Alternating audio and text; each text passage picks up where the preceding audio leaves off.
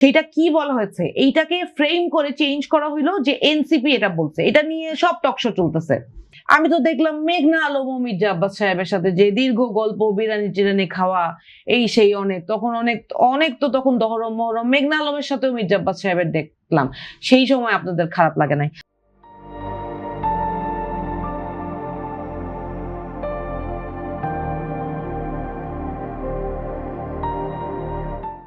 যা হোক, আমি আসলে বিষয়টা ওইটা না, বিষয়টা হচ্ছে যেই কথাটা একটু আগে ভাই বলেছেন যে ডিজিএফআই কোমর ভেঙেছে, সামনে জনগণ ভাঙবে, কথাটা খুবই কঠিন কথা শুনতে, একেবারে যারা বিএনপি করেন বা ধরেন সাধারণ মানুষ হিসেবে অনেকের একেবারে ধাক্কা লাগার মতো একটা কথা, কিন্তু এখানে কথার মধ্যে পার্থক্য আছে।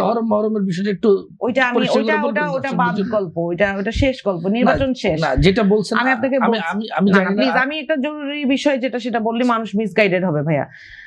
যেই বক্তব্যটা যে জনাব তারেক রহমানকে যেই বক্তব্যটা বলা হয়েছে সেইটা কি বলা হয়েছে এইটাকে ফ্রেম করে চেঞ্জ করা হইলো যে এনসিপি এটা বলছে, এটা নিয়ে সব টকশো চলতেছে।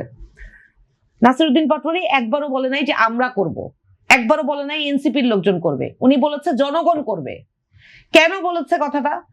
শেখ হাসিনা যে এত উন্নয়নের বাণী শুনাইছে না মানুষকে, সেই শেখ হাসিনাকে মানুষ এরকম এক কাপড়ে কয় মিনিটের মধ্যে জানি বিদায় করছে ভাই?